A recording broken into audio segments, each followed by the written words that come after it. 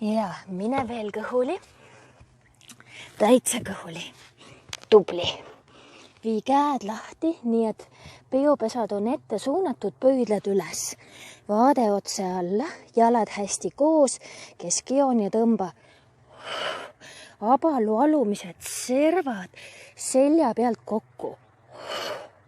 Ja pikad tugevad käed ja tõsta abaluud kokku.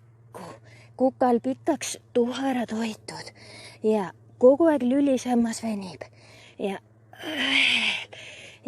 pane nüüd käed endale ette, ka siis pea nii, et otsmik on käte peal või tõstad ennast natukene siit küünarnukkidega üles, aga märka, kui sa jääd siia alla, siis pigem pane pea maha.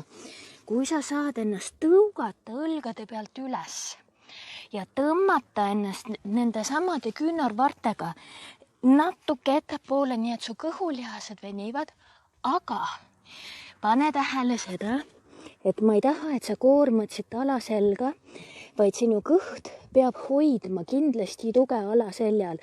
Nii kui sa tunned alaseljal väikestki pinget või valuaistingut, kohe maha.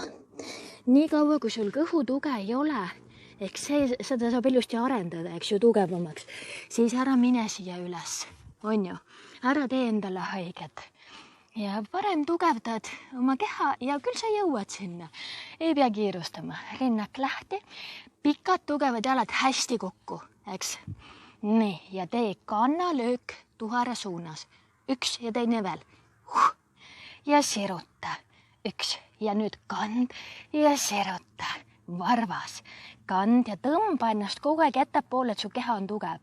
Varvas, kand, sirutad, varvas, kand, sirutad, varvas, kand. Tuhar aktiivseks. Tubli, väga hea. Nii, lükka kassi küüru ennast hetkeks ja siin üles tulles märka ka, et sa ei lase nõgusaks selga, eks?